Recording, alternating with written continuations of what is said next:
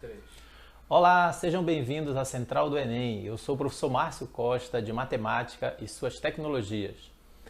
Nós vamos fazer aqui uma breve introdução de um assunto simples, mas que já é abordado no ensino médio. Vamos falar na nossa aula de hoje sobre a teoria dos conjuntos.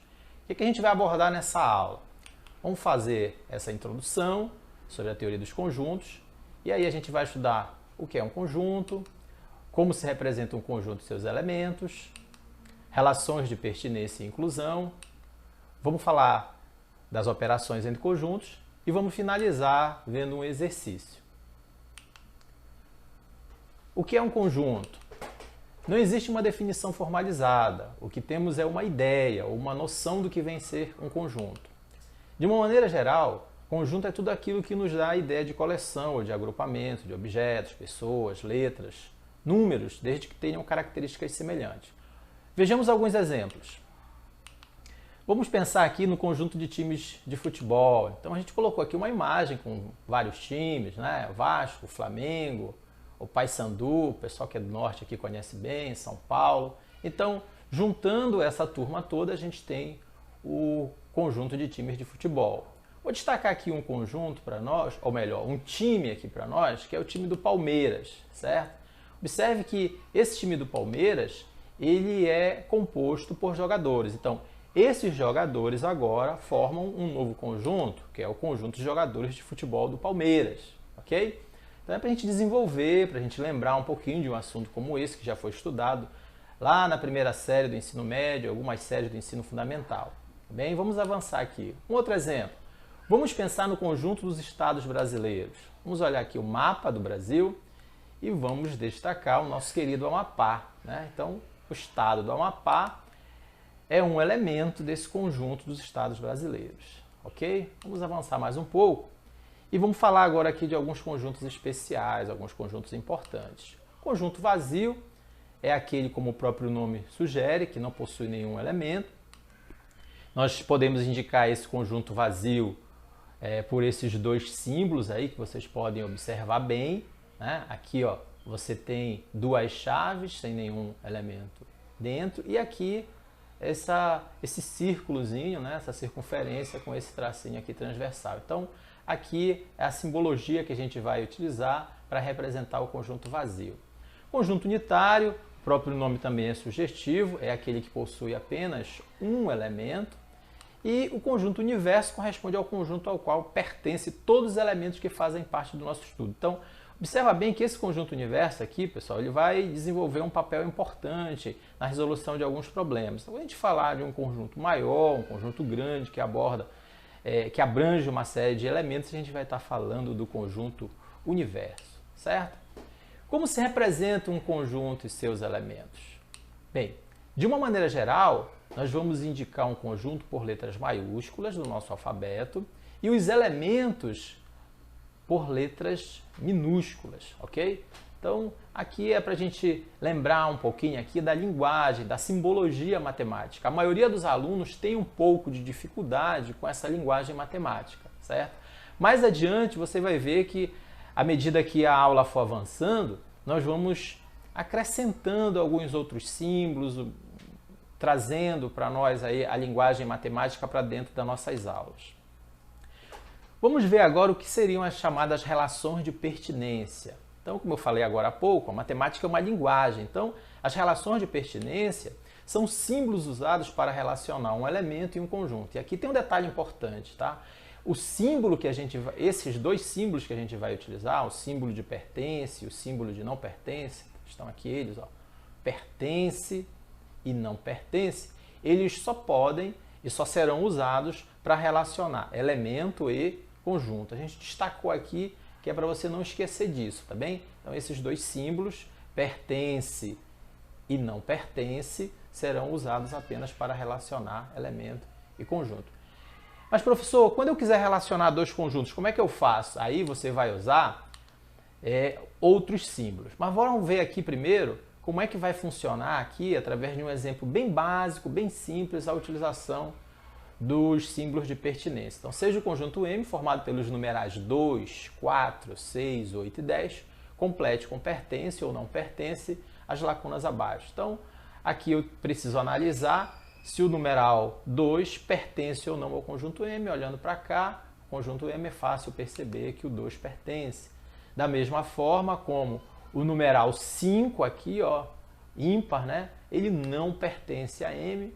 Assim, o 10 pertence ao conjunto M e o nosso querido estado do Amapá não pertence a esse conjunto M.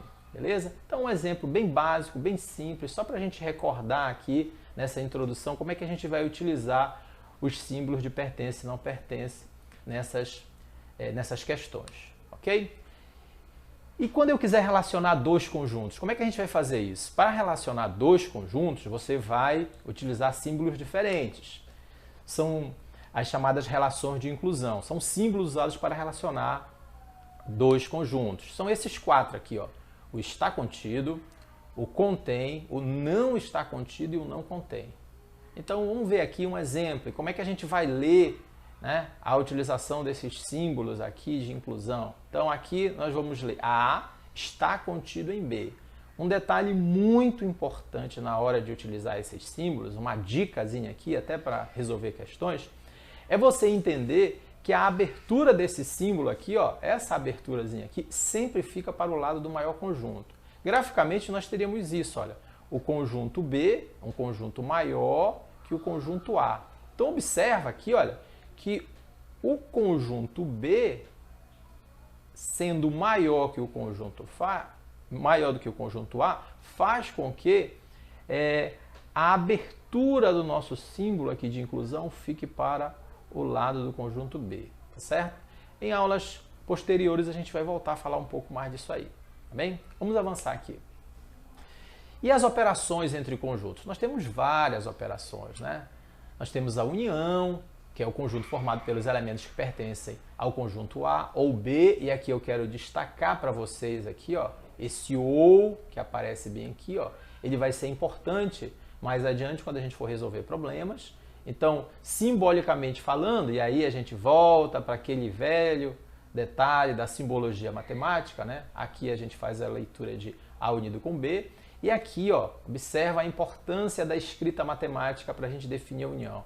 Então, A unido com B é o conjunto formado por todo elemento X, tal que X pertence a A ou X pertence a B. Esse ouzinho aqui nos textos das nossas questões vai caracterizar bem para a gente a união, certo? E a interseção? A interseção é o conjunto formado pelos elementos que pertencem ao conjunto A e B ao mesmo tempo. E a sentença matemática, como é que a gente pode escrever aqui, ó? A interseção entre A e B é o conjunto formado por todo elemento X, tal que X pertence a A e X pertence a B. Observem como no decorrer da aula a simbologia matemática já começa a ficar carregada nas questões, certo? Uma outra operação importante envolvendo conjuntos é a diferença. Então, o que seria a diferença entre dois conjuntos A e B? É o conjunto formado pelos elementos que pertencem ao primeiro conjunto e não pertencem ao segundo, ok? Então, aqui, ó, a diferença entre A e B é o conjunto formado pelos elementos X, tal que X pertence a A e X não pertence a B. Então não esquece, na diferença nós temos o conjunto formado pelos elementos que pertencem ao primeiro conjunto, que no nosso exemplo aqui é o conjunto A, e não pertencem ao segundo conjunto, nesse caso aqui o conjunto B, certo? Essas operações com certeza você lembra delas, elas são estudadas ainda no ensino fundamental, mas a gente vai precisar delas novamente aqui no ensino médio, ok? E uma observação importante, a gente vai mostrar já já graficamente essa observação. Olha, a diferença entre A e B é diferente da diferença entre B e A. Vamos ver como é que isso vai acontecer aqui, ó, observando os nossos diagramas, né? A turma aí do ensino fundamental estuda também esses chamados diagramas, conhecidos também como diagrama de Venn. Então aqui a gente fez uma figura mostrando a união entre A e B. Graficamente aqui, ó, é o conjunto formado por todos os elementos que pertencem a A ou B. Aqui você tem a interseção, que é a turma formada pelos elementos que estão em A e B ao mesmo tempo. E aqui aquela observação que a gente comentou agora há pouco. A diferença entre A e B, né, produz essa região aqui no diagrama, e a diferença entre B e A produz essa outra região. Então, graficamente, você já percebe, né, que a diferença entre A e B é diferente da diferença entre B e A. Okay? E vamos chegar onde eu queria, no número de elementos da união entre dois conjuntos. Sejam A e B dois conjuntos não vazios, podemos calcular o número de elementos da união entre A e B usando a seguinte fórmula. Olha só. Então, se eu quiser calcular o número de elementos da união entre A e B, eu vou usar essa formulazinha aqui, né? Então, o número de elementos da união entre A e B é o número de elementos de A mais o número de elementos de B menos o número de elementos de A inter B, ok? Vamos resolver um exemplo para a gente entender como é que funciona a aplicação dessa formulazinha aqui, tá bem? Olha só, questãozinha aqui que a gente teve na Unifap alguns anos atrás.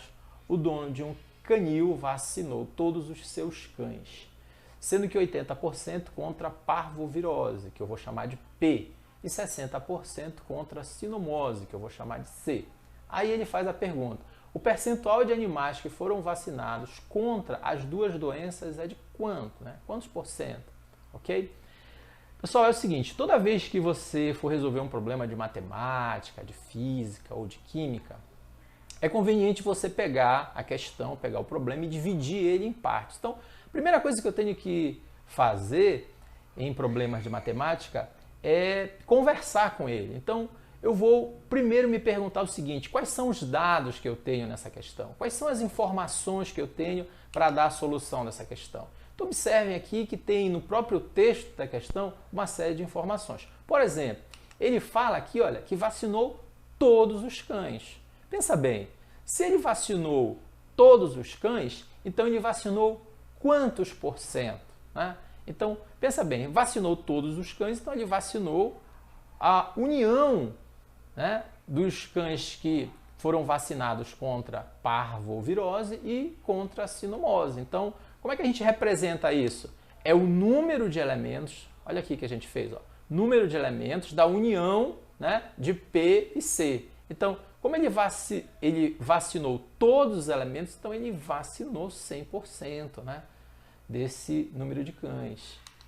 E outra informação importante, né? Eu olho aqui no texto e percebo que ele diz assim, olha, 80% foi vacinado contra parvovirose. Então é o nosso conjunto P. Então é o número, né, de elementos do conjunto P. Então esse conjunto P, 80%, que é o número de cães que foram vacinados contra parvovirose.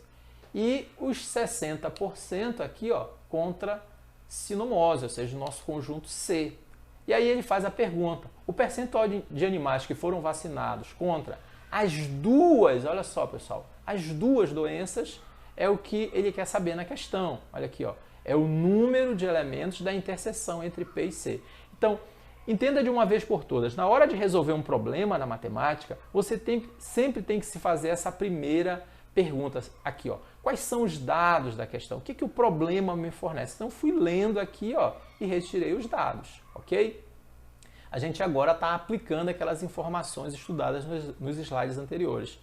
E, pelo que ele está pedindo, a equação que encaixa é essa aqui, que a gente acabou de estudar no momento anterior, né? E agora, o que a gente faz? Agora a gente vai apenas substituir dados. Olha, número de elementos da união entre P e C, 100%. Número de elementos do conjunto P, 80%. Número de elementos do conjunto C, 60%. Menos o número de elementos do conjunto P, interseção C, que é o que eu quero na questão. Então, somando aqui 80 com 60, a gente chega em 140. Repetir aqui o 100%, né? Aqui somando dá 140. Repetir essa outra parcela aqui. E agora a gente vai fazer aquela trocazinha, né? Pega essa parcela que é menos, passa para o outro lado mais, e essa aqui que é mais, vem para cá menos. Arrumando, ajustando, eu vou ter esse número de elementos da interseção entre P e C, 140 menos 100%. Logo, eu chego à conclusão que esse número de elementos da interseção entre P e C é 40%. Portanto, a nossa resposta é a letra C. Pessoal, lembrando que essa nossa primeira aula é uma aula introdutória, é uma aula a gente está revisando alguns conceitos iniciais dessa teoria de conjuntos, e aí você vai poder assistir, revisar, relembrar quantas vezes você quiser, tá bem? Então, nós vamos ter nas próximas aulas vários momentos em que a gente vai aprofundar gradativamente esse assunto, tá certo? Então, a gente espera que você tenha gostado desse momento, você tenha contribuído de alguma forma para você fazer uma revisão nos seus estudos, e a gente agradece esperando que vocês estejam com a gente nos próximos encontros. Até a próxima!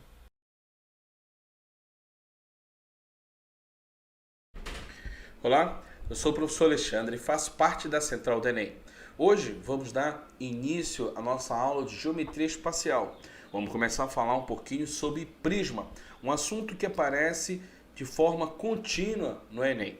Em todo ano cai uma questãozinha de prisma para você. Então, vamos prestar bem atenção que essa aula você pode tirar as dúvidas e garantir uma questão para você no Enem.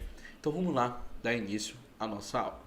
Então, olha só. Ele diz assim: chamamos de prisma a todo o sólido espacial com duas bases paralelas congruentes formadas por polígono e suas faces laterais formadas por quem, Alexandre?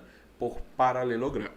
Observa, galera, que eu posso colocar para você aí que, por exemplo, essas duas bases paralelas aí, elas são o que, gente? Congruentes. Quando eu falo congruente, elas são o quê? Iguais, formada por polígonos. Tudo bem? E suas faces laterais, elas são exatamente o quê? Paralelogramos. Tudo bem, gente? Então, esses polígonos paralelos, nós vamos chamar para ele exatamente de base. E o conjunto de todas essas faces aqui laterais, tá? Nós vamos chamar de área lateral. Tudo bem, gente? Então, cada polígono desse eu chamo de face lateral. Mas olha, observa que eu tenho aqui, ó, esse segmento que une essas duas bases paralelas. Como é que eu posso dar um nome para ele, Alexandre? Vou dar um nome exatamente de aresta lateral. E esse segmento da base, Alexandre, nós vamos chamar para ele de aresta da base. Então você já começa a identificar, você já vai aprender quem são os elementos desse prisma. Tudo bem? Você tem aresta lateral, cada segmento desse que une aqui as duas bases. Tudo bem? E você tem aqui esses segmentos da base, nós chamamos para ele de aresta da base. Tudo bem, professor? Agora, olha só, o que vai ser a altura de um prisma? Tudo bem? Vários alunos têm uma certa dificuldade de entender isso aqui e acabam errando em determinadas situações na prova. Quando eu digo para você altura, gente, eu estou falando sempre de uma projeção, tá? De uma base a outra perpendicular.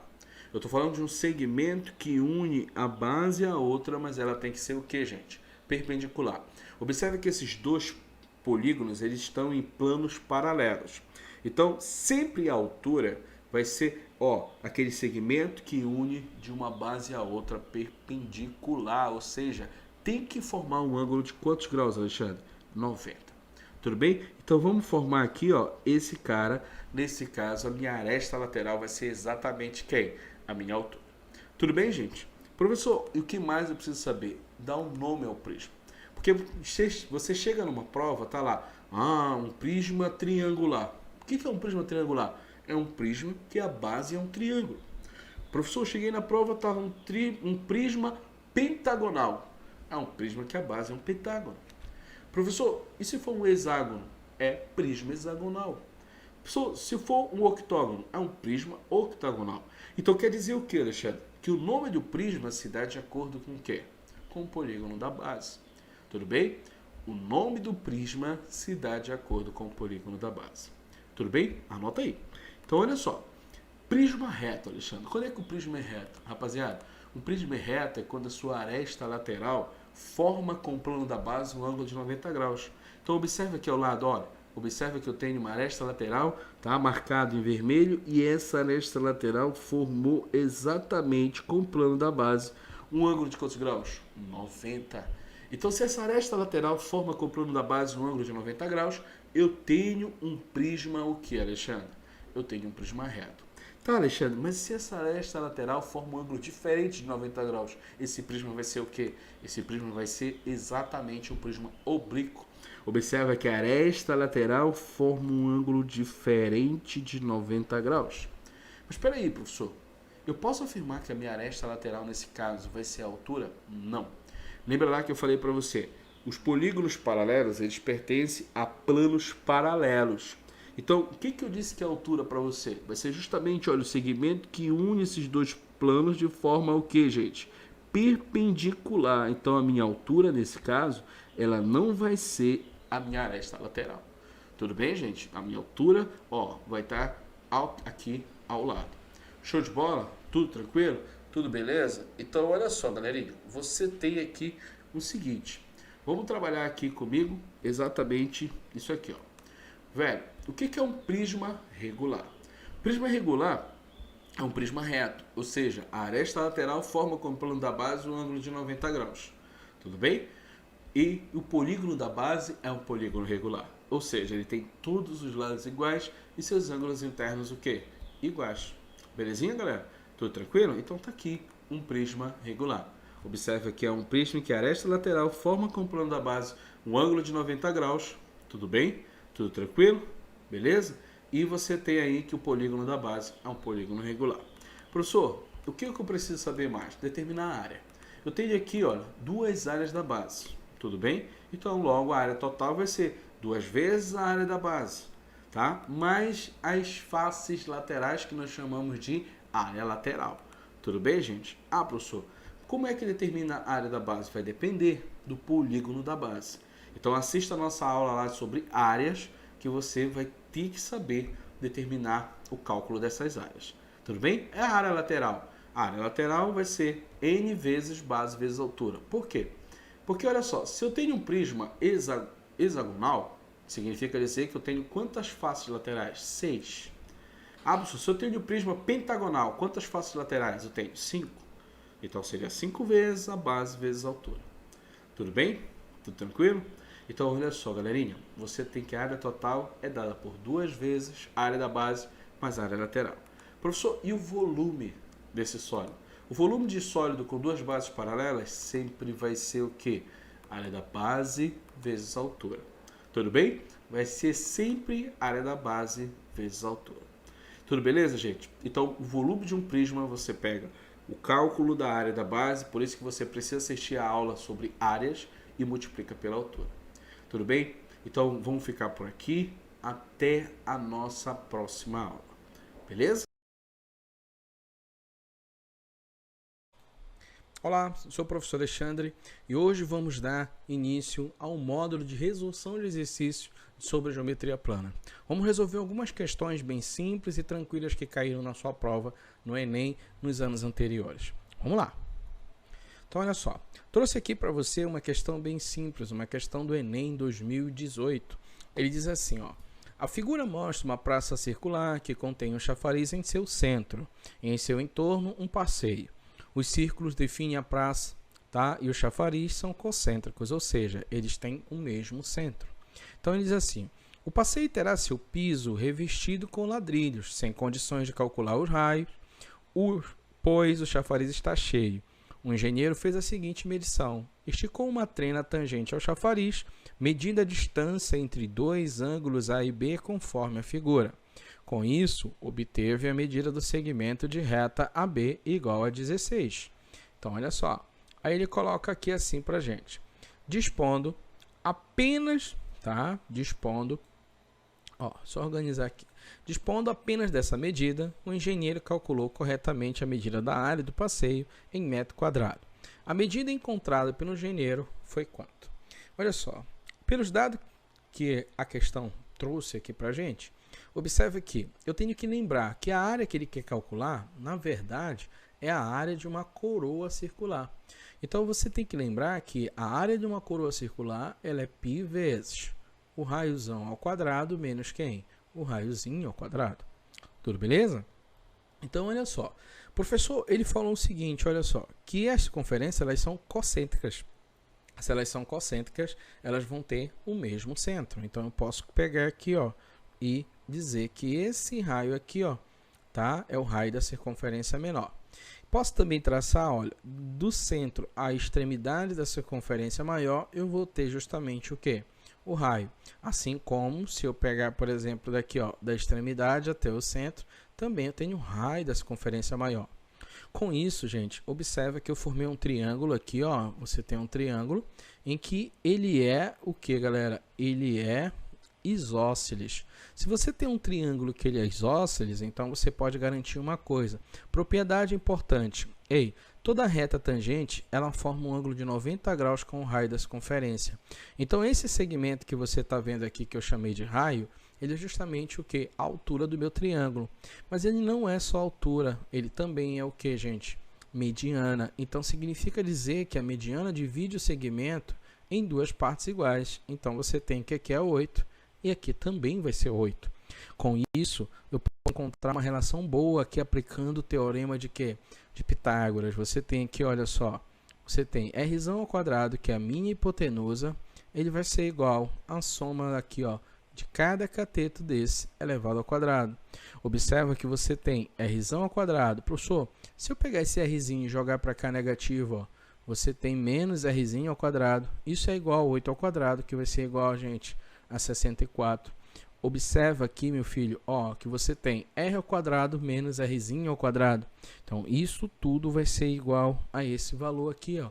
O que eu quero saber não é a área. Então, a área vai ser igual a 64. Olha lá, no lugar de r² menos r², eu coloquei o valor 54. 54 o quê? Pi metros quadrados. Com isso, olha, eu venho e marco a minha letrinha, o quê? D. Tudo certo? Tudo tranquilo? Então, bem simples essa questão para você do Enem 2018. Professor, em 2017 caiu também questões que envolviam áreas. Então, olha só, vamos aqui, ó.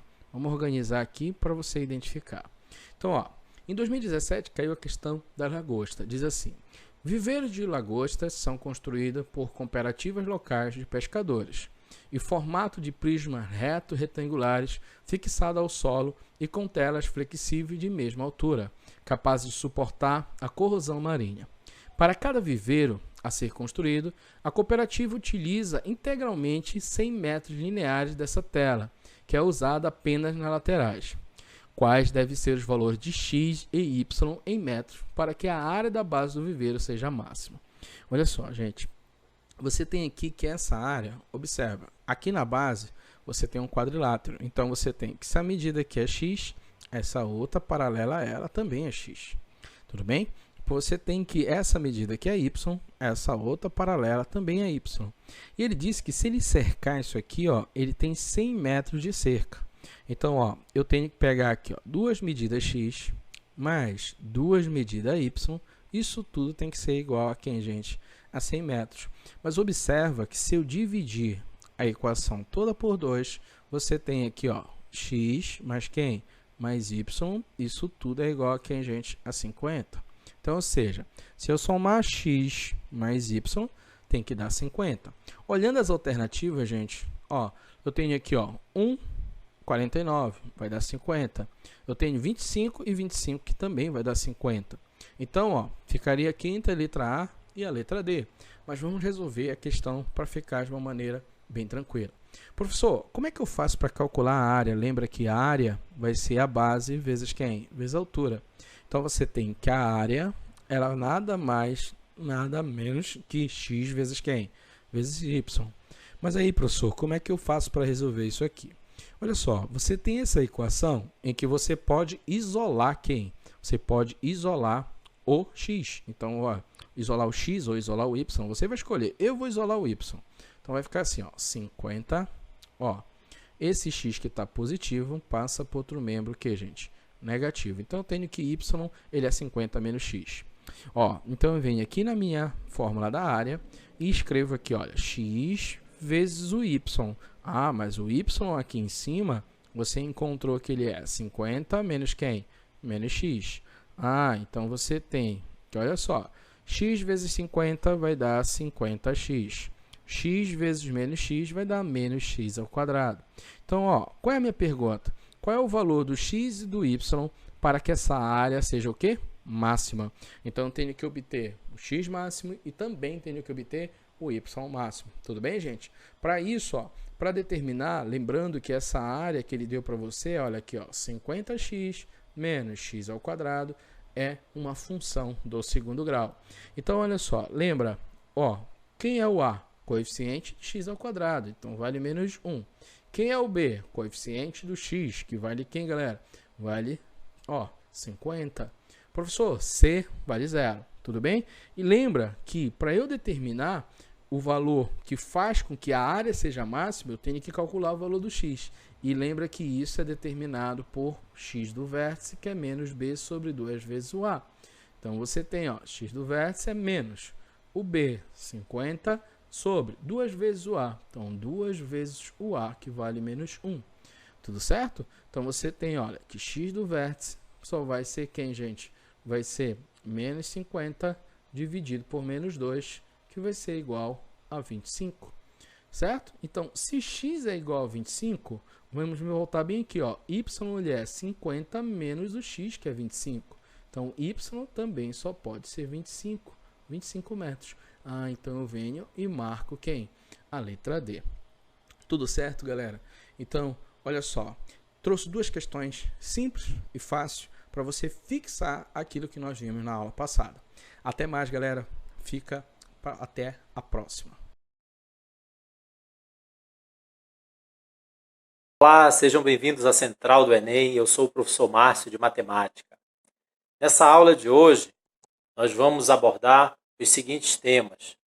Vamos dar continuidade à teoria dos conjuntos. Vamos falar do cálculo do número de elementos da união entre 2 e 3 conjuntos. E, por fim, faremos a resolução de problemas.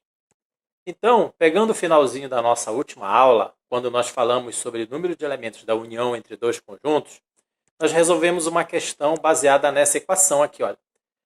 Nós consideramos 2 conjuntos A e B não vazios, podemos calcular o número de elementos da união entre A e B usando essa fórmulazinha que vocês podem ver aqui no slide, certo? Uma das coisas que os alunos costumam me perguntar é o seguinte: professor, por que quando eu calculo o número de elementos da união entre A e B, eu não faço a soma direta do número de elementos do conjunto A com o número de elementos do conjunto B? A ideia é muito simples. Observem nesse nosso slide que quando eu considero aqui, ó, o número de elementos do conjunto A, eu faço esta conferência aqui, ó, número de elementos do conjunto A. Observa aqui, ó. Olha só o detalhe aqui, ó. Ok? Quando eu faço a conferência do número de elementos do conjunto B, eu tenho esta região aqui, ó.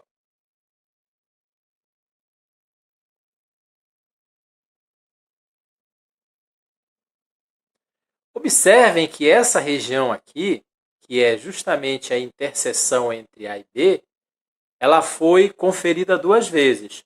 Uma vez quando eu considerei o conjunto A e a outra vez quando eu considerei o conjunto B. Então, quando eu faço a soma entre o número de elementos do conjunto A com o número de elementos do conjunto B, essa interseção ela acaba sendo conferida 2 vezes. Por isso que tem esse sinalzinho de menos aqui. Ok? Então, a interseção daria essa região toda e essa parte aqui, ó, acabou sendo conferida 2 vezes. Então, é por isso que eu somo número de A mais número de B menos uma interseção entre A e B. Certo? Então, dando continuidade, vamos resolver uma questão agora justamente utilizando esse diagrama. Lembrando um pouquinho do que a gente falou na aula passada.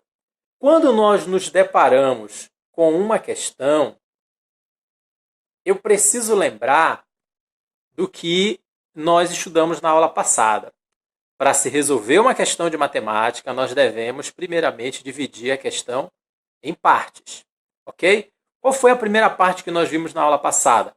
É você identificar os dados da questão. Então, à medida que você vai lendo a questão, você vai identificando os dados. Por exemplo, aqui, olha, uma atividade com 2 questões foi aplicada em uma classe de 40 alunos. Então, aqui eu já tenho o meu número de elementos dessa classe de alunos. Os resultados apontaram que 20 alunos haviam acertado as 2 questões. Olha só, então, 20 alunos acertaram a primeira e a segunda questão, certo? 35 alunos acertaram a primeira questão, 25 alunos acertaram a segunda questão.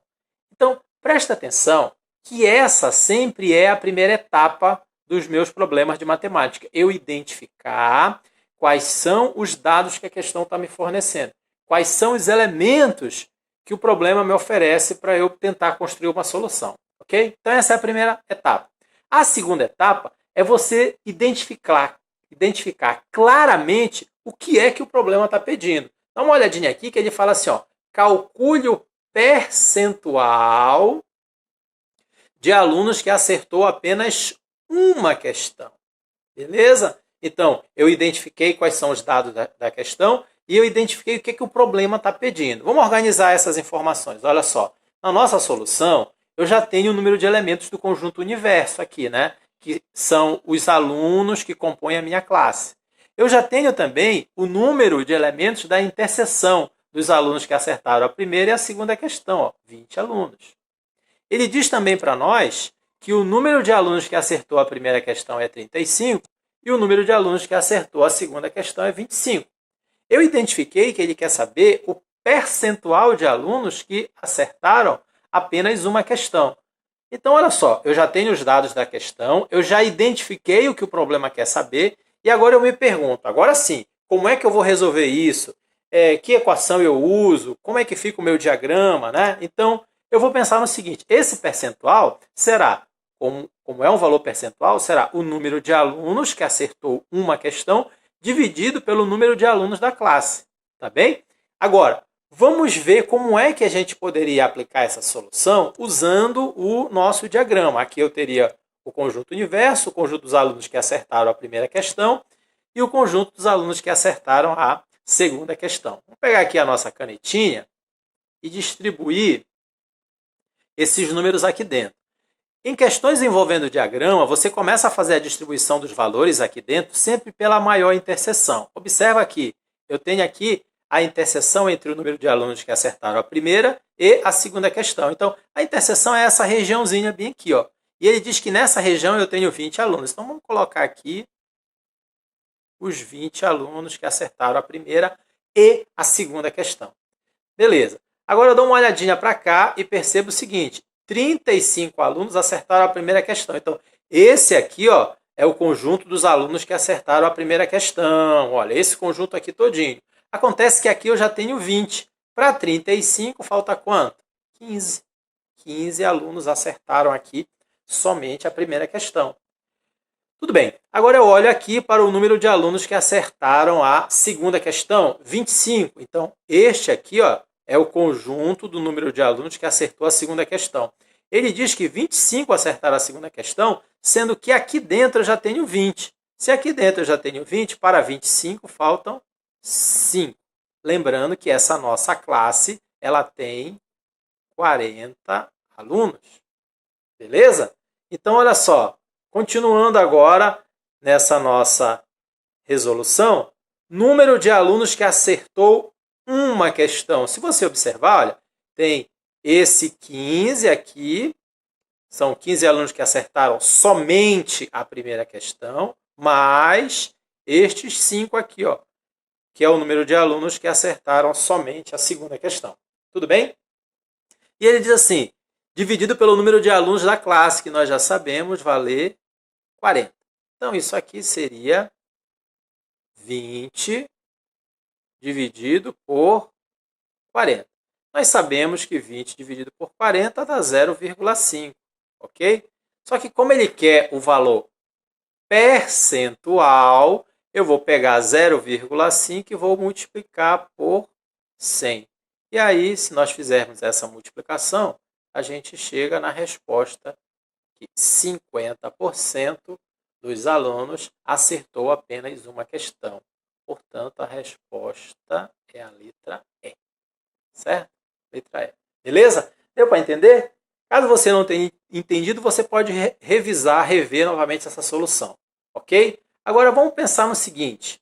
Vamos pensar no número de elementos da união entre três conjuntos. Como é que nós calcularíamos, tanto usando uma equação quanto o diagrama, o número de elementos da união entre três conjuntos? Então, vamos fazer o seguinte. Sejam os conjuntos A, B e C, não vazios, podemos calcular o número de elementos da união entre eles da seguinte forma. Olha, aparece essa equação aqui imensa para nós calcularmos o número de elementos da união entre A, B e C. Número de A mais número de B mais número de C, menos a interseção entre A e B, menos a interseção entre A e C, menos a interseção entre B e C, mais a interseção dos três conjuntos A, B e C. Ok? No diagrama, conjunto universo, conjunto A, conjunto B, conjunto C. E aí nós teríamos, então, pegando a nossa canetinha aqui, nós teríamos, então, o número de elementos da união entre A, B e C, ou seja, entre esses três conjuntos, essa região toda que a gente está assinalando aqui para vocês, certo?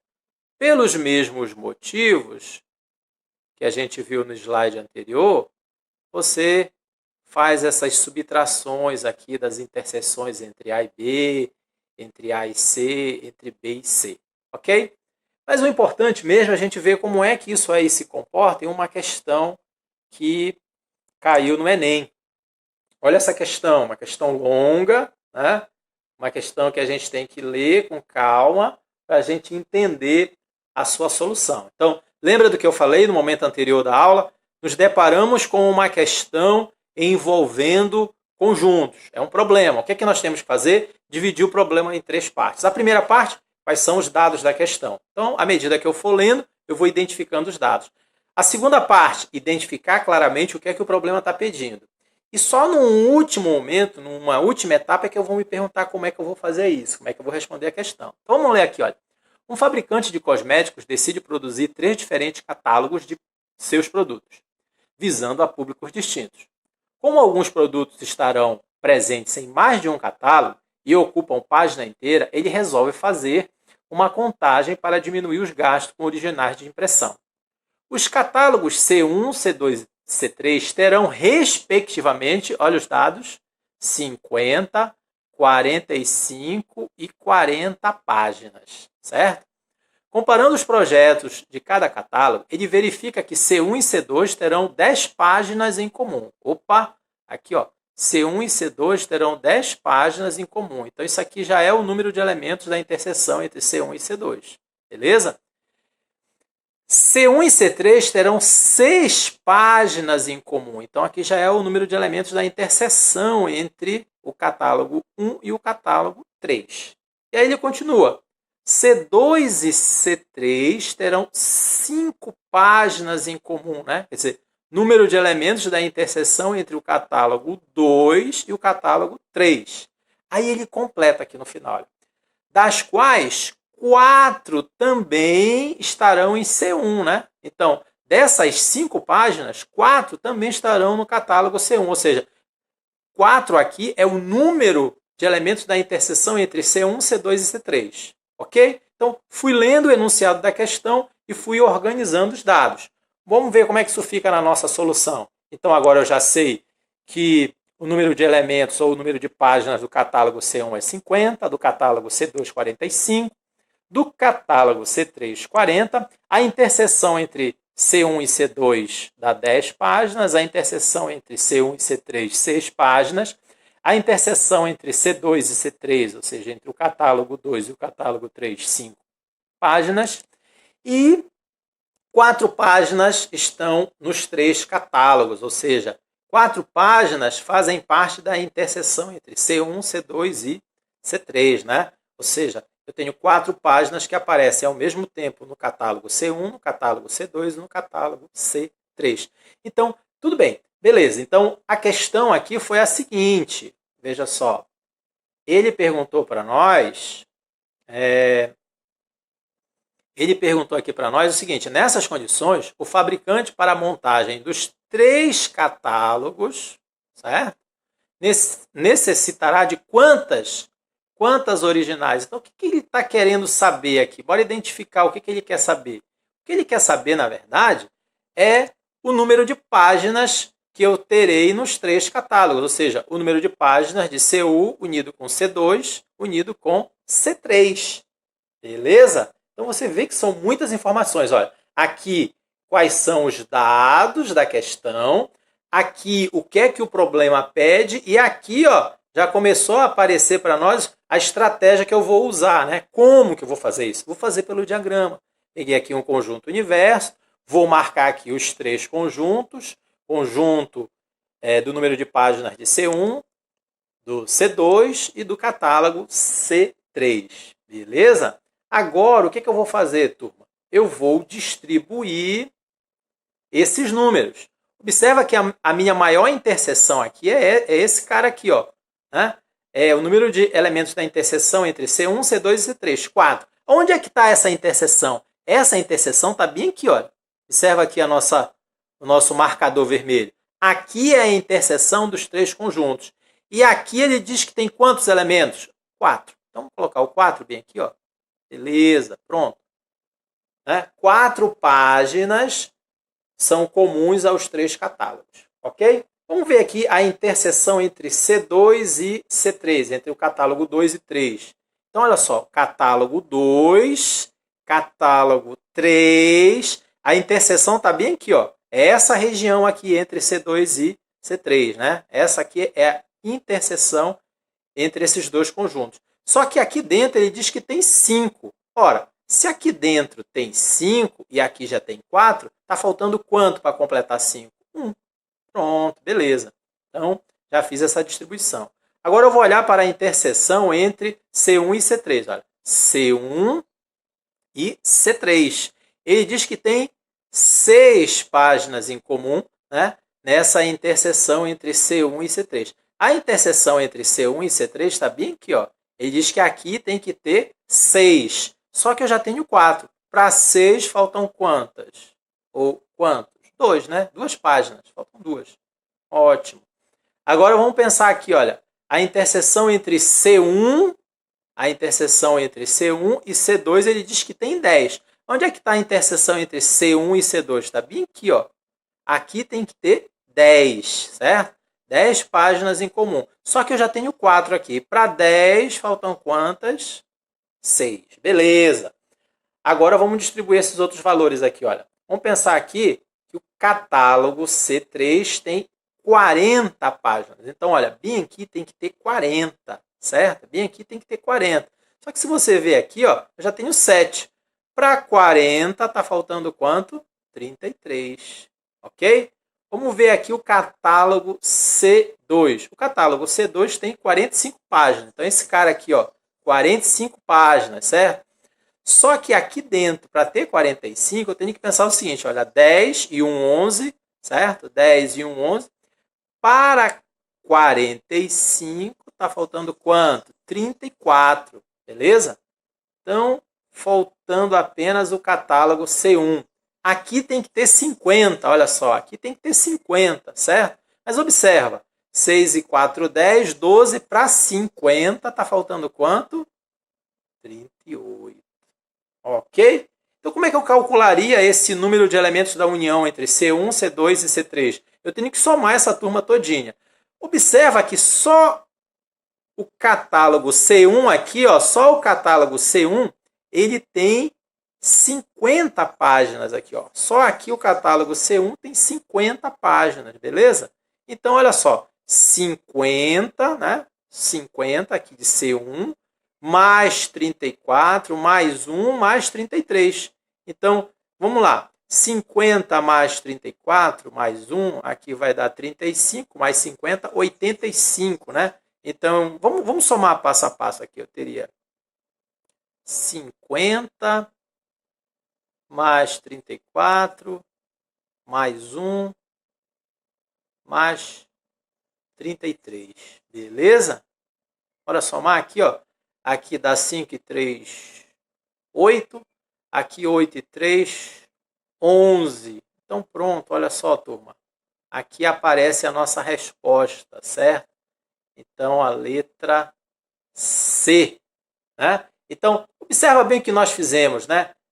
Texto grande, a gente fez a leitura da questão, certo? Fez a leitura da questão, retirou os dados aqui do problema, depois identificou o que é que o problema pede, só então a gente se perguntou como eu vou resolver a questão, certo?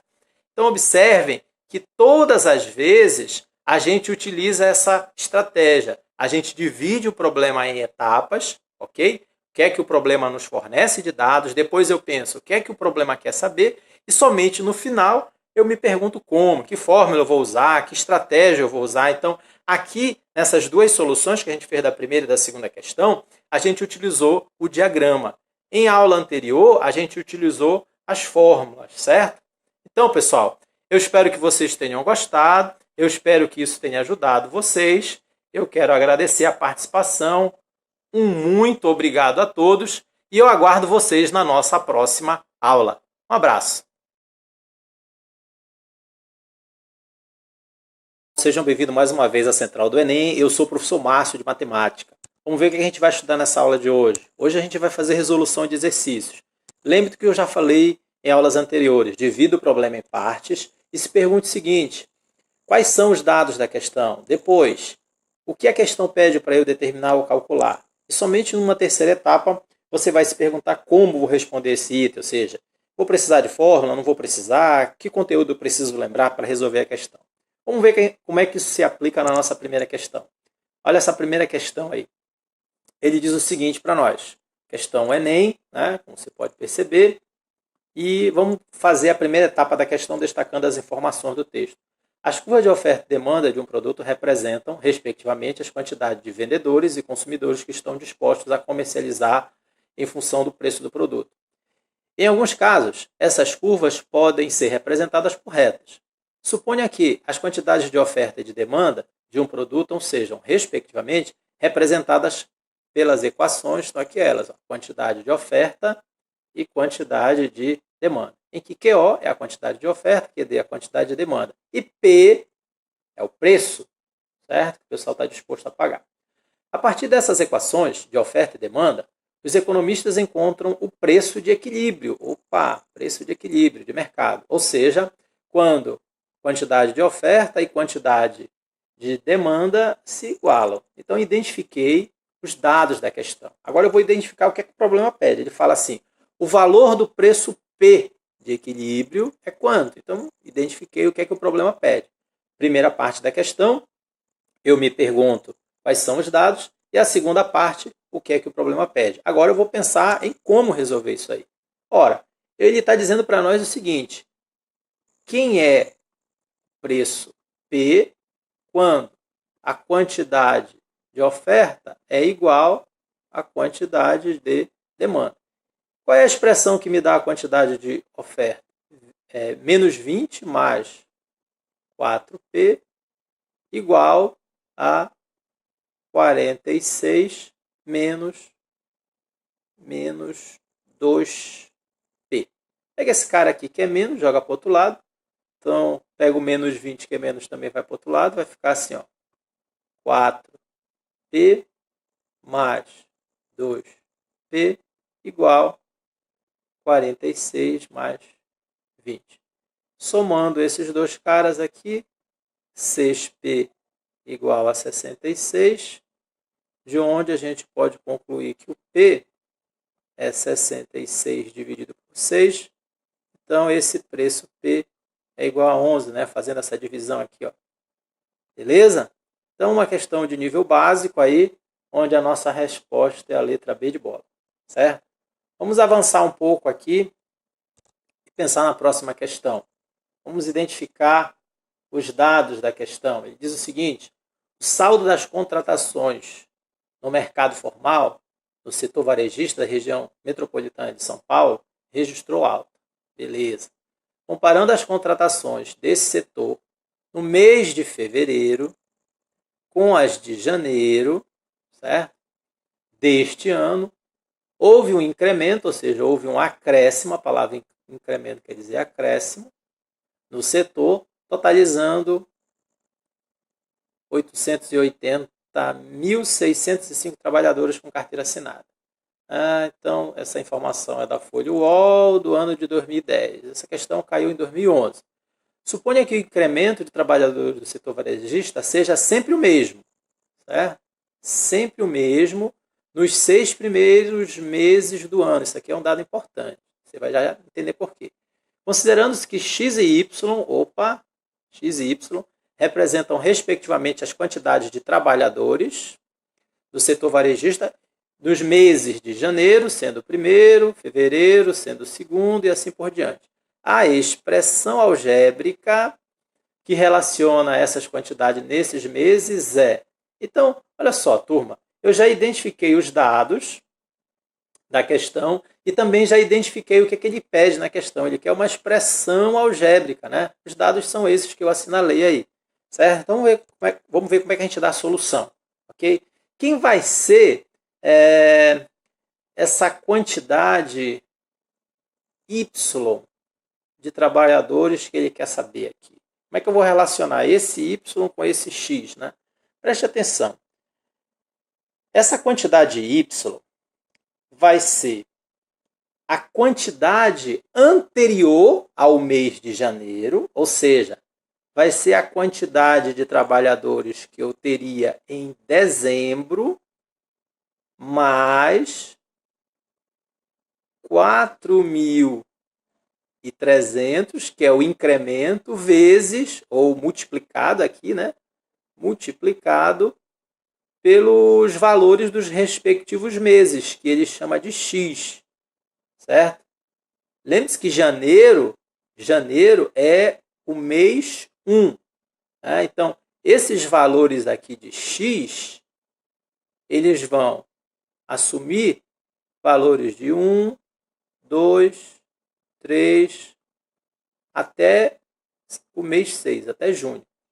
Então, um cuidado especial que você tem que ter nessa questão é nesse primeiro cara aqui. Quem é o meu valor de referência aqui no início? É a quantidade de trabalhadores que eu tinha em dezembro do ano anterior, em dezembro de 2019. Acontece que em fevereiro eu tenho 8.605. Então, se eu quiser descobrir quantos trabalhadores eu tenho no mês de janeiro, basta eu diminuir aqui o que foi incrementado, né? O que foi acrescido, que foi 4.300.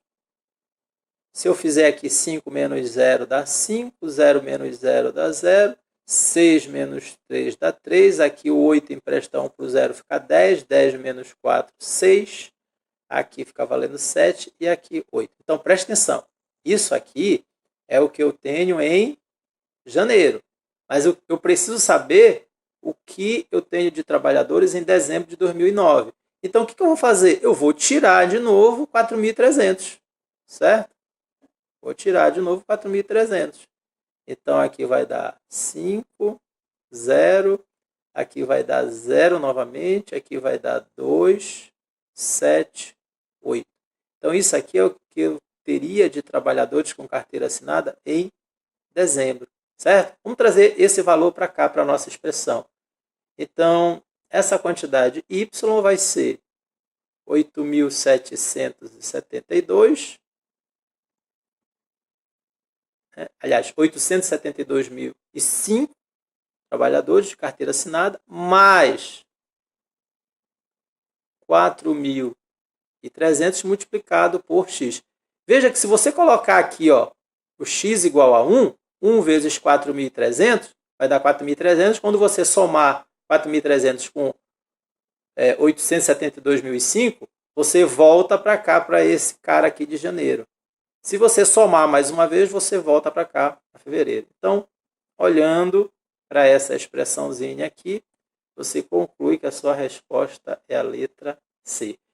Tome muito cuidado com esse tipo de questão, uma atenção especial, porque se você notar, o aluno ele pode incorrer nesse erro aqui. Ó. Ele pode colocar logo esse valor, 876.300, que aparece aqui, né, no mês de janeiro, e apareceria a letra D. Tá? Mas, como a gente definiu aqui em cima, ó, é dezembro do ano anterior, mais o incremento de 4.300, vezes, né, o valor referente a cada mês. Então, janeiro seria o mês 1, fevereiro, mês 2, março, mês 3 e assim sucessivamente. Beleza? Se você teve alguma dificuldade no entendimento dessa questão, turma, volte o vídeo, assista ela novamente, entenda o raciocínio direitinho e principalmente a técnica que a gente usa de dividir problemas em partes. Essa questão aqui eu vou deixar para vocês tentarem fazer a solução, né? Dá uma pausa no vídeo aí e tenta resolver essa questão. Na nossa próxima aula eu vou resolver essa questão com vocês, tá certo? Eu espero que vocês tenham gostado dessa aula, que ela tenha ajudado vocês a entender um pouquinho melhor a matemática, ok? Obrigado e bons estudos!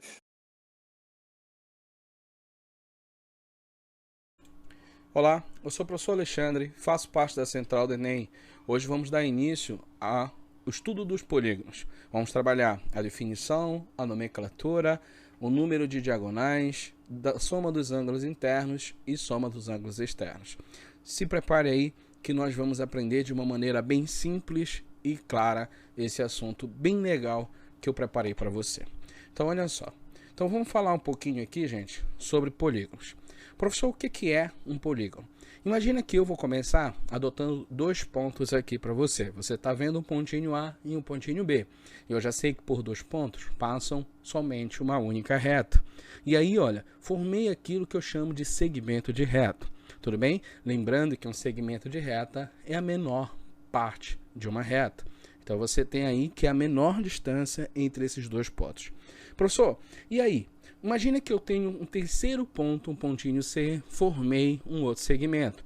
Já tenho aí a definição de segmentos consecutivos. Tudo bem, gente? Então, partindo dessa ideia, eu vou gerar um próximo ponto, gerando um segmento, sempre segmentos consecutivos. Então, observa que eu fechei uma figura. E essa figura é uma figura plana, tudo bem? Fechada por segmentos de reta. Então, professor, com isso, com o que o senhor falou há pouco, eu já posso definir um polígono? Pode. E eu posso dizer para você que polígono é toda figura geométrica plana fechada por segmento de reta. Tudo bem, gente? Então, quando eu falar de polígono para você, vem na sua cabeça uma figura plana fechada por segmento de reta. Professor, e o que eu preciso saber mais? Você precisa saber justamente de que, gente? Os elementos de um polígono. Observa que cada pontinho desse aqui, ó, nós vamos chamar de vértice. Tudo bem? Cada ponto desse aqui você vai chamar de vértice. Então, observa que você tem aqui, ó, você tem um vértice, 2, 3, 4, 5 vértices. Tudo bem? Cada segmento desse aqui, ó, nós vamos chamar de lado. Então, professor, cada ponto você chama de vértice. Cada segmento você chama de lado. Tudo certo? O que você tem que observar? Quando você tem aqui, olha, um polígono, observa que você tem um vértice, 2, 3, 4, 5 vértices. Também você tem 1, 2, 3, 4, 5 lados. Observa que eu tenho 5 vértices e também tenho 5 lados. Então, eu posso garantir para você uma coisa, que o número de vértices ele é igual ao número de lados quando se trata de polígono. Tudo certinho, gente? Professor, e tem mais alguma coisa? Tem. Observa que aqui dentro, olha, gente, aqui dentro eu tenho aquela região delimitada por segmentos de reta. Então, eu vou formar um ângulo. E esse ângulo, por estar dentro do polígono, eu chamo para ele de ângulo interno. Tudo bem? Então, eu vou representar a letrinha AI e você já sabe que AI é o que nós vamos chamar de ângulo interno. Tudo bem? Mas se eu prolongar, professor, esse segmento aqui, AB. Prolonguei o segmento AB, formei uma região delimitada por essas semirretas aí, ó, tá? Por essas semirretas na parte externa do meu polígono. Então, ó, vou gerar também um ângulo, mas é um ângulo que se encontra fora do polígono. Então, eu vou classificar esse ângulo AE como sendo o ângulo que, gente, externo. O que você tem que observar aí? Você vai observar que se você pega um ângulo interno mais um ângulo externo do meu polígono, eu tenho um arco de meia volta. Ou seja, eu tenho um ângulo de meia volta, eu tenho um ângulo de 180 graus. Então, eu posso afirmar para você que um ângulo interno mais um ângulo externo, ele é igual a 180 graus, ou seja, eles são suplementares. Lembrando que ângulos suplementares são ângulos em que a sua soma tem que dar 180 graus. Então eu já escrevo aqui de maneira simples e clara para você. Tudo certinho? Então olha só, nós aprendemos a definir o que é um polígono, nós conhecemos o vértice, nós conhecemos os lados, verificamos que o número de vértices ele é igual ao número de lados, conhecemos o ângulo interno de um polígono, conhecemos o ângulo externo de um polígono e aprendemos que se eu pego um ângulo interno mais um ângulo externo, tem que dar 180 graus. Tudo certinho aí, gente? Então, vamos para o nosso próximo tópico do nosso estudo. Nomenclatura. Quando eu falo de nomenclatura para você, eu estou me referindo ao nome do polígono. Nome do polígono, professor? Olha só o que o slide está colocando para você. Ele coloca assim, ó, o nome de um polígono depende do número de lados. Vejamos. Então, olha só, velhinho, tem um quadro aqui bem legal. Eu tenho aqui um polígono, professor, de 3 lados. É um triângulo. 4 lados, quadrilátero. 5 lados, pentágono. 6 lados, hexágono. 7 lados, heptágono. Então, observe aqui, o nome do polígono, ele depende exclusivamente do número de lados. Tudo certinho? Então, dependendo da quantidade de lados em que esse polígono tem, você vai ter que colocar o que, gente? Um prefixo, tá? E no final, você completa com a palavra ágono, tudo bem? Com exceção de triângulo e quadrilátero aqui. Tudo certinho?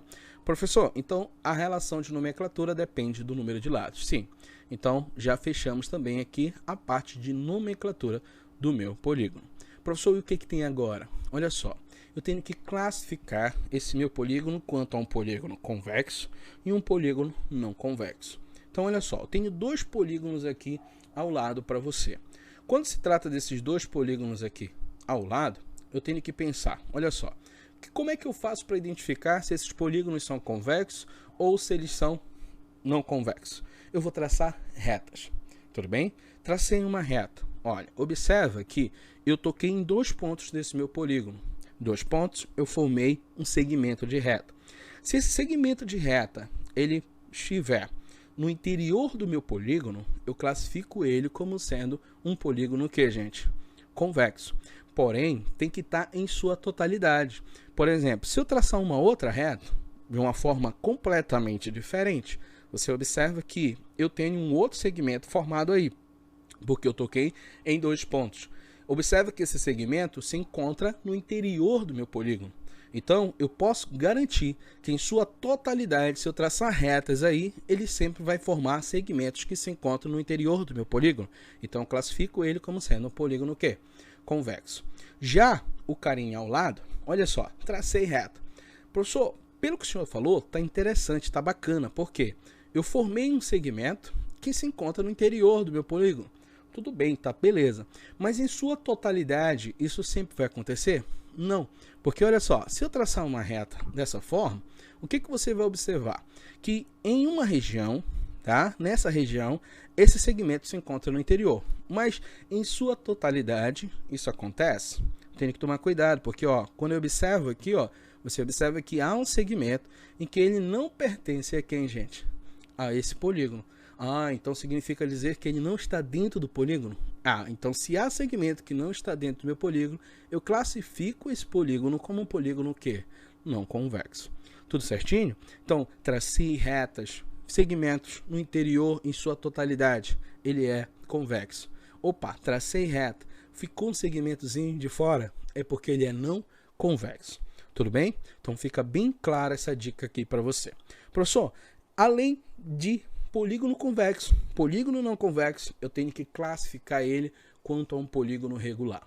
Polígono regular, Alexandre, vamos verificar o que ele está dizendo para mim. Ele fala assim, ó, chamamos de polígono regular aqueles que possuem todos os lados iguais, ângulos internos também o que, gente? Iguais. Então é simples, cheguei numa figura, verifiquei que ele disse assim, o termo regular. Opa, termo regular, ele está afirmando para mim que ele tem todos os lados iguais e todos os seus ângulos internos o quê? Iguais. Tudo certinho? Então, com isso, eu vou marcar minha figura aqui, ó. Observa que todos os lados marcados pelo mesmo tracinho indica que esse polígono tem todas as medidas congruentes. Quando você ouve congruente aqui em geometria, você já sabe que é igual. Tudo bem? E olha só, os ângulos internos também, eles vão ser o que, gente? Iguais. Ou seja, Alexandre, eles vão ter a mesma medida. Tudo certinho? Então, professor, estou resolvendo uma questão lá no Enem. o rapazinho chega para mim e diz, olha só, você tem um polígono regular. Opa, eu tenho um pentágono regular. Pentágono, polígono de 5 lados. Polígono de 5 lados, se ele é regular, todos os lados vão ser iguais. E os ângulos internos também eles vão ser o que, gente? Iguais. Então fica aí a dica e para você reconhecer o que é um polígono regular. Tudo certinho, galera? Então olha só. Agora a gente tem aqui um tópico importante dentro do estudo dos polígonos, que é falar um pouquinho sobre quem? Sobre as diagonais. Alexandre, o que são as diagonais? Ele diz assim, ó, chamamos de diagonal de um polígono ao segmento que une dois vértices não adjacentes. A ideia aqui na matemática, quando se fala de adjacente, eu estou falando para você de algo que se encontra ao lado, que se encontra colado. Professor, vértice não adjacente? Olha só, imagina que nesse meu polígono, eu tenho um polígono aí de 6 lados na minha figura, aqui ao lado, certo? E esse cara, eu vou ter 6 vértices. Já coloquei os vértices aí para você, ó. Pode acompanhar aqui, ó. Você tem um vértice A, B, C, D, E e F. Tudo bem? Então você tem aí, ó, esses 6 vértices. Professor, ele está dizendo que diagonal é o segmento que une dois vértices. Opa, então eu vou traçar aqui uma diagonal partindo de D em direção a A. Observa que esse segmento, ele está unindo dois vértices não adjacentes. Como assim não adjacentes? Observa que eu escolhi o vértice D, gente. Olha só. Se eu escolhi o vértice D, você vai observar que adjacente a ele, ou seja, colado a ele, você tem um vértice E e você também tem um vértice quem? C. Então, olha só. Eu não consigo formar, pode anotar isso aí, eu não consigo formar diagonal com os vértices adjacentes, porque olha, observa que o segmento ED e o segmento DC, eles são justamente o que, gente? Lado do meu polígono. Eles são lados, tudo bem? Então, para eu formar diagonal, eu tenho que lembrar da definição do que é diagonal. O que é diagonal, Alexandre? É o quê? O segmento que une dois vértices não adjacente. Professor, então, do vértice D eu posso traçar? Pode, olha. Eu tracei aqui, olha, mais uma diagonal. Observe aqui, eu tracei aqui, ó, também mais o quê? Mais outra diagonal aqui. Professor, então eu tenho 3 diagonais partindo do vértice B, mas ele não forma diagonal com quem, gente? Com o vértice E, porque ele forma lado, é adjacente a ele, e o vértice C também, porque também é adjacente a ele. Então não forma. Lembrou, gente, segmento, tá? Segmento, tá? Esse segmento que vão identificar diagonais são sempre aquele segmento que une dois vértices não adjacentes. Tá, professor, mas e aí entra uma história de que eu tenho que aprender a fazer o quê? Eu tenho que aprender a calcular o número de diagonais de um polígono. Tudo bem? Para isso, eu vou precisar utilizar a técnica de contagem lá da análise combinatória, o princípio multiplicativo. Tudo bem? Então, olha só. Eu vou chamar esse número de diagonais de uma letrinha bem legal. Vou chamar de letrinha D. Tudo certinho? Chamei esse número de diagonais de letrinha D. Professor, essa letrinha D, observa que eu coloquei 2 tracinhos aí. Por que eu coloquei 2 tracinhos aqui? Porque, olha, a minha ação é formar diagonais. Tudo bem? Mas para eu formar diagonais, eu lembro da definição que eu preciso de 2 vértices não adjacentes. Então eu tenho que primeiro escolher um vértice, depois eu tenho que escolher quem? O meu segundo vértice. Por isso que eu coloquei 2 tracinhos. Tudo bem? Então, partindo dessa ideia, olha só. Olhando para a figura ao lado, você observa que para escolher o primeiro vértice, eu tenho quantas possibilidades aqui? Você vai me responder 6 possibilidades, uma vez que você já contou no início comigo que eu tenho 6 vértices. Então, eu vou marcar aqui, ó, 6 possibilidades. Rapaziada, prestando atenção aqui, eu já escolhi o vértice D. Ó. Quando eu escolho o vértice D, eu tenho que formar diagonal. Olha só, eu quero formar diagonal.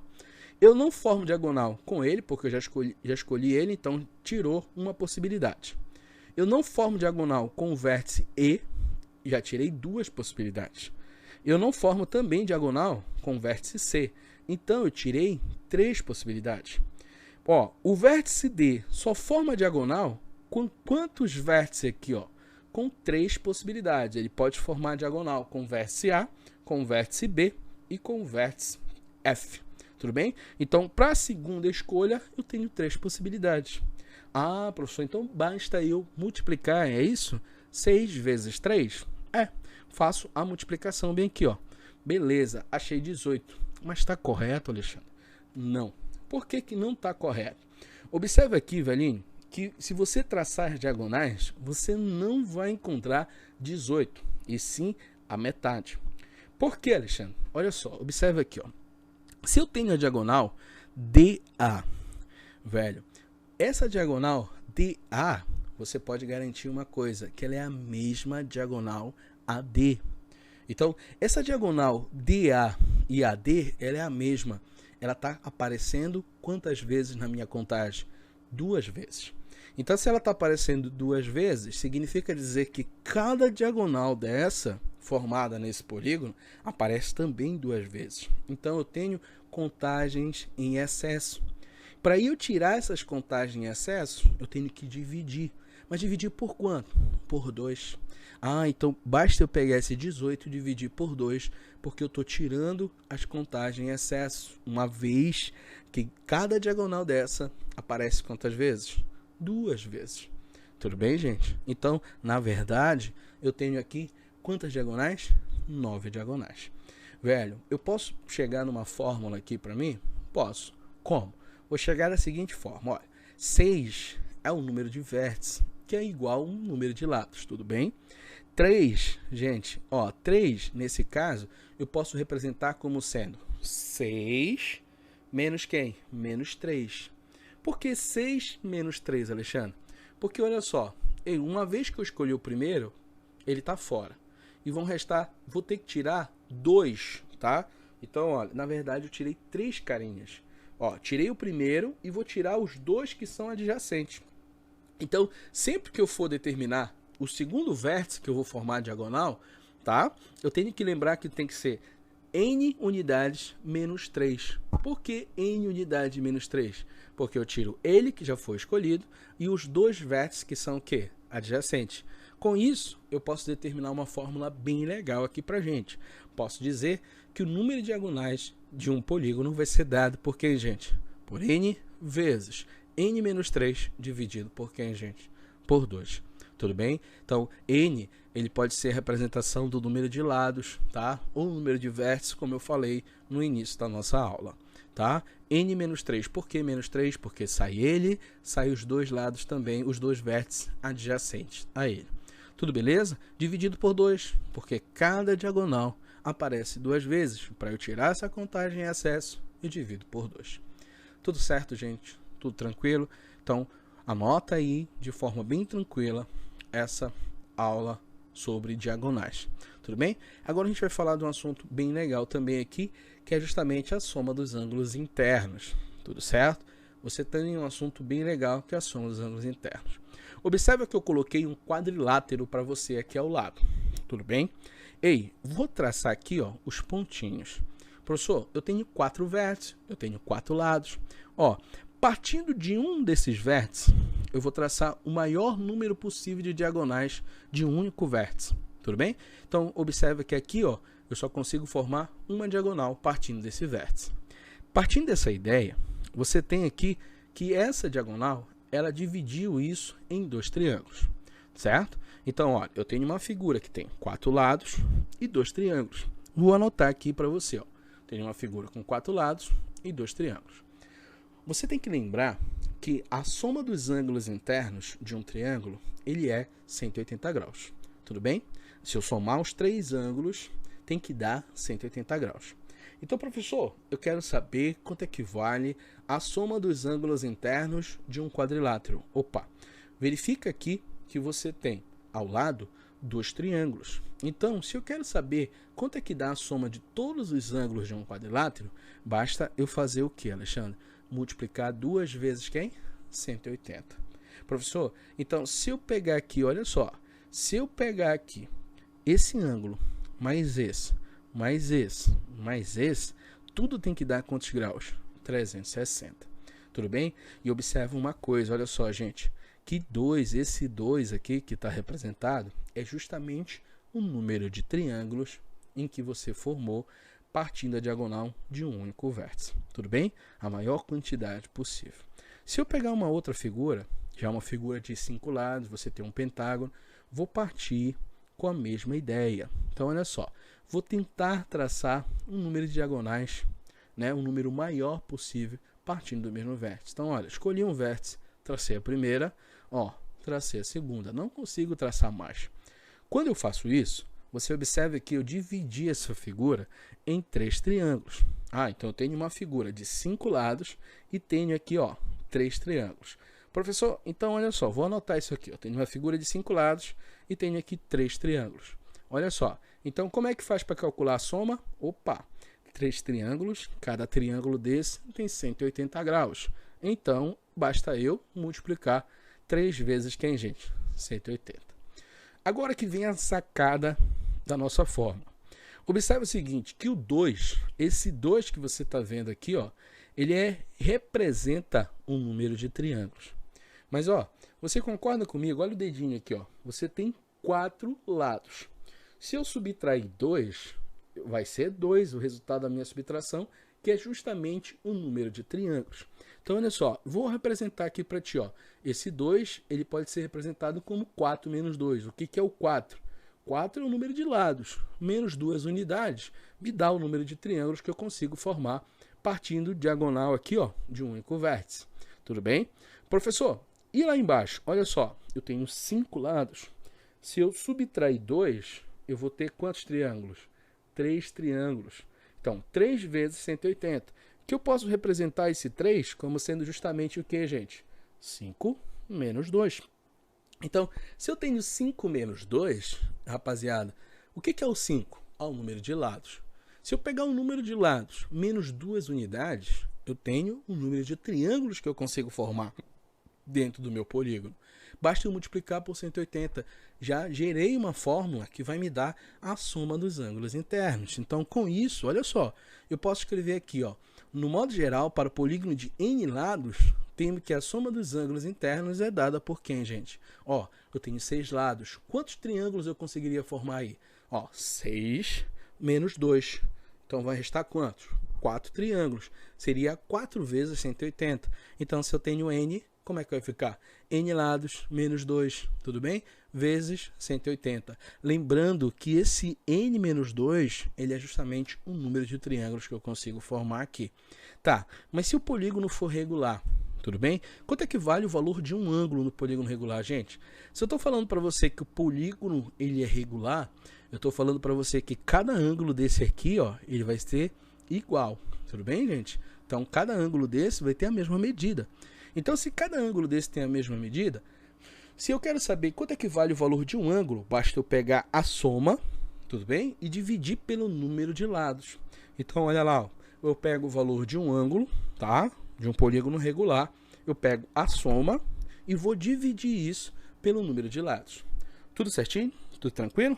Então, toda vez que eu quiser, que eu pretender calcular o valor de um ângulo, tá? Num polígono regular, basta eu calcular a soma e dividir pelo número de lados. Para fechar a nossa aula, gente, eu vou falar para você agora de soma dos ângulos externos, tá? Lembra que no início da nossa aula eu falei para você que você tem um polígono e esse polígono aí tem ângulo interno e tem ângulo externo. Já aprendemos a calcular a soma dos ângulos internos, só que agora vamos aprender a calcular a soma dos ângulos o quê? Externos. Então, olha só, você tem aqui, ó, a seguinte situação. Peguei os 2 pontinhos AB, formei meu segmento, assim como no início da nossa aula. Peguei um terceiro ponto aqui, ó, tá? C, formei aqueles segmentos consecutivos. Só que agora, observa que eu vou prolongar o segmento AB. Aqui no interior, eu tenho aqui um ângulo interno. Aqui no exterior, eu tenho um ângulo externo. Você já aprendeu lá no início que se eu pego um ângulo interno mais um ângulo externo, tem que dar tudo quanto? 180. Se eu continuar com essa brincadeira, olha, cheguei no pontinho D, aqui, ó, prolonguei, tenho um ângulo interno 2 e um ângulo que, gente? Externo 2. Também, se eu somar esses dois ângulos, tem que dar quanto? 180. Professor, e se eu continuar essa brincadeira aqui de novo? Olha, ó, tem um ângulo aqui interno, prolonguei, tem um ângulo externo. Então, também você tem o que, gente? 180 graus.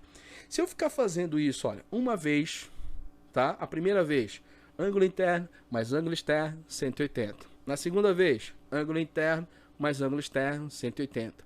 E se eu fizer N vezes isso aí, você vai ter que o ângulo interno N mais o ângulo externo N tem que dar quanto, gente? 180 graus.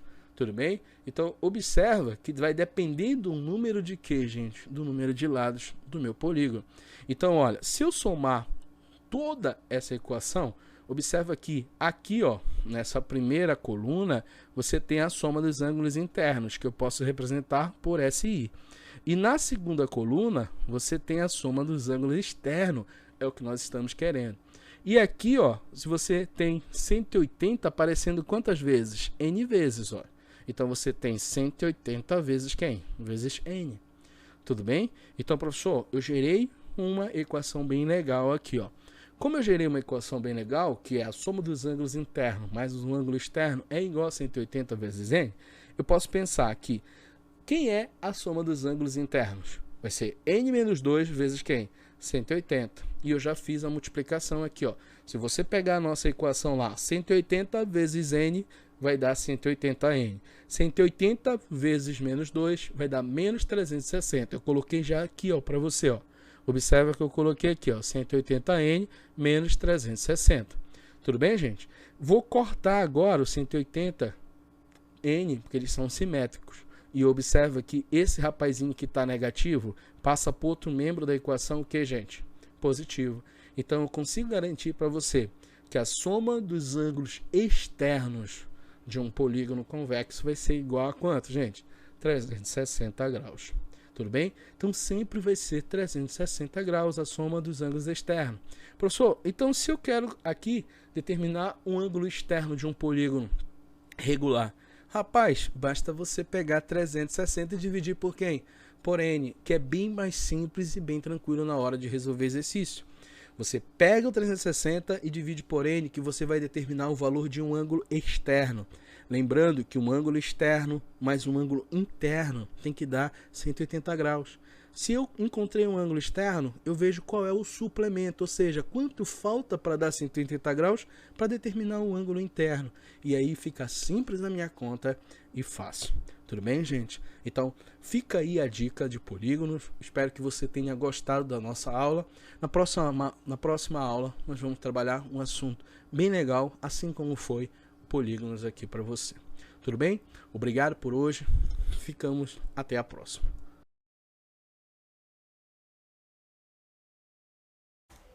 Olá, eu sou o professor Alexandre e faço parte da Central do Enem. Hoje vamos dar início aos nossos estudos com o assunto dentro da geometria plana. Vamos falar um pouquinho hoje sobre áreas de figuras planas. Tudo certinho, galera? Se liga só na aula e vamos lá que esse assunto é importante para você que vai fazer o Enem. Olha só, hoje vamos falar de quadrado. Professor, quadrado, isso, galerinha, quando eu falo para você de quadrado, eu estou me referindo a um quadrilátero. O que é um quadrilátero, Alexandre? É uma figura que tem quantos lados? 4 lados. Então, se essa figura tem 4 lados, mas ele não tem 4 lados de qualquer forma, ele tem 4 lados o que, gente? Iguais. E eu estou dizendo para você o seguinte, ó, que esses lados não paralelos, observa que eu tenho aqui, olha, um lado, pegar uma canetinha, eu tenho um lado paralelo a esse, e esse lado é paralelo a esse. Tudo tranquilo, galera? Então, isso quer dizer o que, Alexandre? Que o quadrado, ele tem todos os lados iguais, então aqui vale L, aqui vale L e aqui vale L. Esses lados não paralelos, eles formam necessariamente um ângulo de 90 graus. Então, peraí, professor, vamos definir aqui pra gente o que é um quadrado. Quadrado é um quadrilátero. O que é um quadrilátero? É uma figura que tem quantos lados? 4 lados, tudo certinho? Tudo tranquilo, galera? E esses 4 lados, eles vão ser o que, gente? Iguais. E os ângulos internos dessas figuras são todos iguais a quanto? A 90 graus. Professor, mas o mais importante hoje, galera, é você fazer o quê? Calcular a área. Professor, para eu calcular a área, eu vou lembrar o seguinte. Quando se trata de quadrilátero, eu tenho que falar para você que quadrilátero vai ser base vezes altura. Tudo bem? Professor, então você tem que a área dessa figura é a base, que vale L, vezes a altura, que também vale L. Então você tem L vezes quem? L. Então isso aqui, Alexandre, me dá L ao quadrado? Tudo certo, galera. Então vamos escrever aqui, ó, que a área do quadrado ela vai ser dada por quem? Por L ao quadrado. Tudo beleza? Tá fechadinho aqui. Lembra, quadrado é uma figura de 4 lados que tem todos os lados, o que, gente? Iguais e seus ângulos internos iguais a 90 graus. Tudo certo? Professor, tem mais alguém para eu aprender? Tem, galera. Olha só, eu vou colocar aqui agora para você o retângulo. Quando eu falo do retângulo para você, eu estou falando também de um quadrilátero, ou seja, 4 lados. E o retângulo ele tem 2 pares de lados paralelos, o que, gente? Iguais. Então, por exemplo, esse cara bem aqui, ó, ele é igual a esse, ó. Tudo bem, ó? Assim como esse cara aqui que é paralelo a esse, ele também tem a mesma medida. Então eu posso afirmar o que, Alexandre? Que o retângulo também, os ângulos internos dele aqui, ó, eles formam um ângulo de quantos graus, gente? 90 aqui, ó. Cada ângulozinho desse aqui também forma um ângulo de 90 graus. Essa parte aqui, que é o comprimento, nós vamos chamar de bezinho, que eu vou falar para você que é a base do meu retângulo. Essa cara bem aqui, ó, que eu vou chamar de largura, na verdade eu vou dar um nome para ele de H, que vai ser justamente a altura. Então lembra o seguinte, que toda vez que eu for calcular a área de um quadrilátero, você tem base vezes quem? Altura. Então eu posso escrever que a área do retângulo, Alexandre, vai ser base vezes quem? Vezes altura. Tudo beleza, galera? Tudo tranquilo aí? Professor, tem mais ainda? Tem, olha só. Você tem também aqui, ó, aquilo que nós chamamos de paralelogramo. Professor, o que é um paralelogramo? É um quadrilátero, tudo bem? Que tem 2 pares de lados paralelos congruentes. Como assim, Alexandre? Observe que você tem aqui, ó, esse cara, ele é igual a esse. Tudo belezinha? Ou seja, se essa medida for 10, essa outra medida também vai ser 10. Tudo certo? Assim como esse cara aqui, ó, é igual a esse.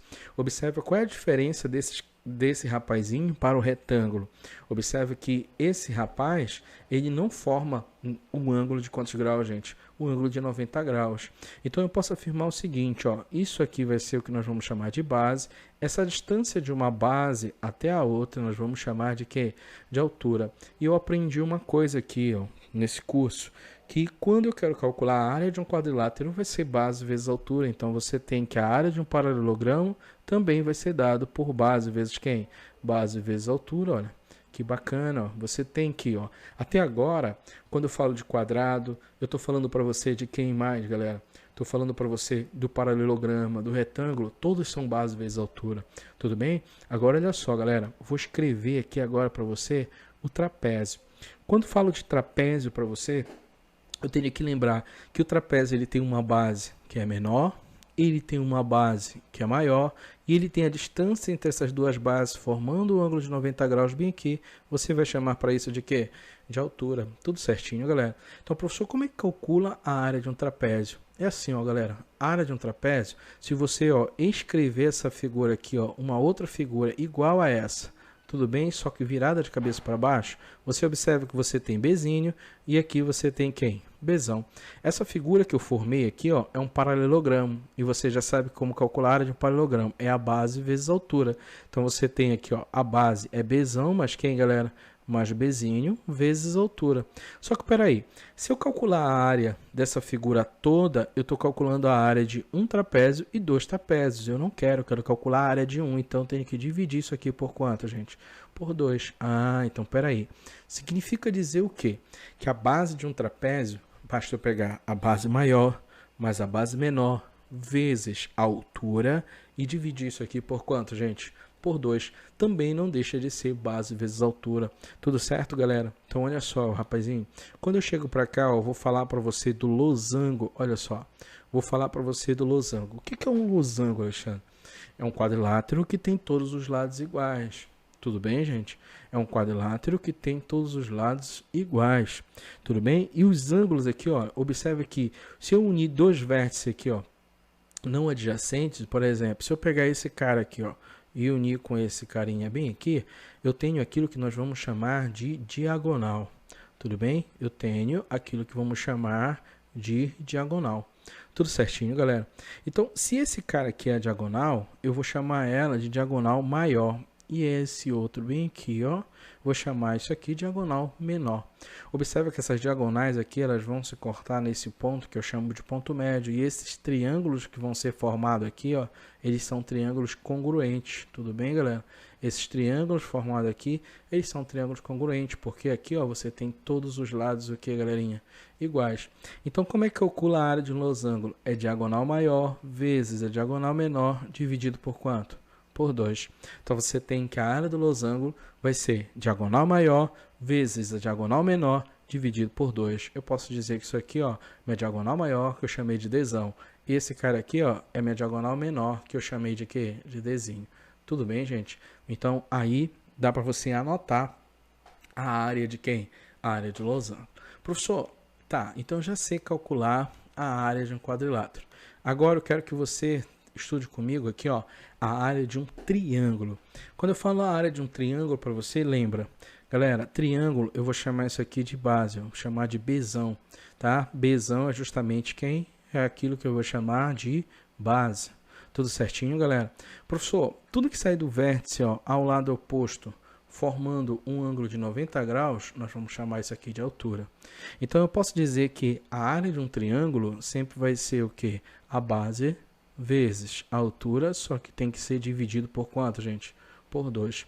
Tudo beleza? Então, a área de um triângulo vai ser dada por base vezes altura dividido por 2. Tudo certo, galera? Só que tem alguns casos aqui, ó, particulares. Por exemplo, tem a área do triângulo equilátero. Quando eu falo aqui para você do triângulo equilátero, galerinha, eu estou falando para você de uma figura que tem, olha aqui, ó, todos os lados, o que, Alexandre? Iguais. Certinho? Tudo tranquilo? Então, professor, como é que eu faço para calcular a área de um triângulo equilátero? Então, olha só, a área de um triângulo equilátero, ela vai ser dada por L ao quadrado, raiz de 3 sobre quanto? Sobre 4. Tudo beleza, galera? Quando você tem aqui, ó, a área do triângulo equilátero, você vai ter que é L ao quadrado, raiz de 3 sobre quem? Sobre 4. Tudo certo? Professor, mas é base vezes altura? Também. Também é base vezes altura. Só que tem uma relação direta, que é essa que eu estou dando para vocês aí. Tudo beleza, galera? Então, olha só. Você tem aquilo que nós chamamos de fórmula de Herão. Professor, o que é a fórmula de Herão? É quando eu tenho assim, olha, vamos lá. Você tem um lado aqui que eu vou chamar de A, você tem um outro lado que eu vou chamar de B, e um outro lado que eu vou chamar de quem? De C. Eu tenho que determinar aquilo primeiro chamado de semiperímetro, tudo bem? Semiperímetro. Professor, o que é o semiperímetro? É a metade do perímetro. Mas o que é o perímetro? Vai ser a soma de todos os lados, tudo bem? Então, olha só, se eu quero a metade do perímetro, basta eu pegar isso aqui, ó, A mais B mais quem? Mais C, e dividir isso aqui por quanto, gente? Por 2. Quando eu pego A mais B mais C dividido por 2, o que eu estou calculando, Alexandre? Eu estou calculando o semiperímetro, que é a metade do perímetro, tudo bem? E a fórmula do Herão, ele diz que dá para calcular a área. Como, Alexandre? Você vai fazer assim, ó. Você vai pegar a área, você vai colocar aqui, ó, a raiz, tudo bem? Quanto foi o perímetro? Nós chamamos de P aqui, o semiperímetro, tá? Aí você vai pegar o P, aí, ó, vezes P menos A, ó, vezes P menos quem? Menos B, vezes P menos quem? Menos C. Tudo isso dentro de quem, galera? Da raiz. Então, essa é a relação que eu faço para calcular o que, galera? A área de um triângulo quando eu conheço os 3 lados. Basta eu determinar o semiperímetro. Como é que calculo o semiperímetro? Tá aqui, ó. Eu somo todos os lados e divido por quanto? Por 2. Tudo beleza, galera? Então, eu somo todos os lados e divido isso aí por quanto? Por 2. Tudo certo? Ah, então se eu pegar agora aqui, ó, dentro de uma raiz, o semiperímetro vezes o semiperímetro menos A vezes o semiperímetro menos B vezes o semiperímetro menos C, eu calculo a área desse triângulo. Tudo bem, galera? Vamos para cá, olha só. Quando eu tenho um ângulo e 2 lados adjacentes a ele. Professor, como é que funciona isso aí? Funciona assim, galera, olha só. Bora imaginar que você tem bem aqui, ó, um ângulo e esse ângulo é um ângulo θ. E aqui eu tenho um ângulo A, um lado A e aqui um lado quem? Um lado B. Se eu conheço um triângulo que tem dois lados adjacentes a um ângulo, então eu posso dizer que a área dessa figura ela pode ser dada pelo produto desses dois lados, ou seja, A vezes B dividido por 2, vezes o seno do ângulo adjacente a eles. Tudo bem, galera? Então basta eu pegar, olha, esse cara vezes esse, dividido por 2, tudo bem? Vezes o seno do ângulo que você tem bem aqui. Então, quando eu conheço um ângulo e dois lados adjacentes a eles, eu posso usar essa fórmula para calcular quem? A sua área. Tudo certinho, galera? Vamos ver aqui, agora o círculo. Professor, lembra lá que o círculo vai ser o conjunto aqui, quando eu falo de círculo, é diferente de circunferência. Quando eu falo de circunferência, eu estou falando do conjunto de todos os pontos equidistantes em relação ao centro. E quando eu falo para você de círculo, eu estou falando de região plana, região, tá? De todos os pontos que formam essa região plana. Então, professor, lembra de uma coisa bem aqui, olha, do centro a qualquer extremidade do círculo, você sempre tem a mesma distância, que é o R. O que é o R, Alexandre? É o que nós vamos chamar de quê, gente? De raio. Tudo belezinha? R é o que nós vamos chamar de quê? De raio. Professor, mas tá, R é o raio. Então, olha só, o que é o R? Tudo que sai do centro à extremidade. É o raio.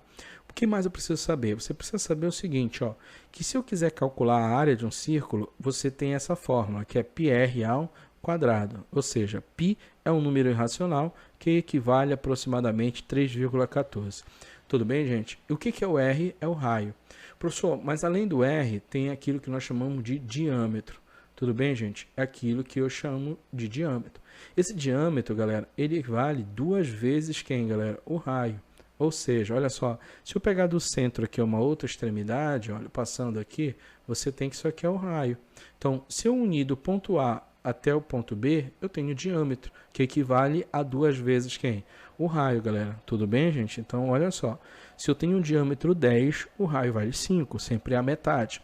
Se eu quiser agora calcular, olha, o comprimento da circunferência, se eu quiser calcular quanto equivale essa medida que eu estou marcando para você aqui toda, essa medida vale quanto? O comprimento dela, olha só, se eu anotar aqui para você, o comprimento, nesse comprimento eu posso escrever como sendo 2πr. Tudo beleza, galera? Esse comprimento eu posso escrever como sendo 2πr. 2 vezes o π vezes o raio da circunferência. Tudo certo? Você tem aqui, aquilo que eu chamo de setor circular. Quando eu falo de setor circular, eu estou me referindo aqui a esse pedaço bem aqui, ao pedaço da pizza. Tudo bem, gente? Então, observa que eu tenho um ângulo aqui que é o ângulo central. Certo? Aqui você tem um raio, aqui você tem um raio. Você observa que quanto maior for esse ângulo, maior vai ser a área do pedaço. Então eu posso garantir para você uma coisinha aqui, Eu posso garantir que essa área ela é diretamente proporcional a esse ângulo. Então eu posso dizer assim, tá? Que a área do setor, tudo bem? Ela está para o ângulo central. Assim como a área do círculo, que é πr ao quadrado, está para a medida do ângulo central, que é 360, que vale uma volta completa. Então, eu posso afirmar que a área do setor, tudo bem? Ela vai ser dada o ângulo dividido por 360, vezes quem? πr ao quadrado. Tudo beleza, galera? Então, toda vez que eu for calcular a área do setor, eu uso essa forma. Tudo bem? Vamos andando. Você tem aquilo que nós chamamos de coroa circular. Professor, o que é a coroa circular? Caiu no Enem, tá, galera? Caiu no Enem 2017. Então, olha, essa região bem aqui que eu estou marcando para você, Isso aqui é o que eu chamo de coroa. Mas para eu calcular a coroa, lembra que eu tenho um círculo menor que eu vou chamar de aqui raiozinho. E eu tenho um círculo maior que eu vou chamar isso aqui de quem, gente? De Rzão. Então, a área da coroa, ela é a área do círculo maior, que é πr ao quadrado, menos a área do círculo que, gente, menor. Então, professor, você tem que isso aqui vai ser dado por π vezes Rzão ao quadrado menos quem? Rzinho ao quadrado. Está aqui a minha área da coroa. Tudo certinho? Para a gente fechar essa parte de áreas, eu vou falar para você de um segmento circular. Quando eu falo de segmento circular, eu estou falando dessa região bem aqui, galera. Isso aqui é o que nós vamos chamar de quê, gente? De segmento circular. Tudo bem? Isso aqui é o que eu chamo de segmento. Galera, se eu sei que aqui é o raio, aqui também é um raio e aqui é o ângulo central, Então eu sei que a área do segmento vai ser a área do setor. Ó, a área do segmento é a área do setor, que é π sobre 360 vezes πr ao quadrado, menos a área desse triângulo que você está vendo bem aqui, ó, que vai ser r vezes r dividido por 2 vezes o seno do ângulo.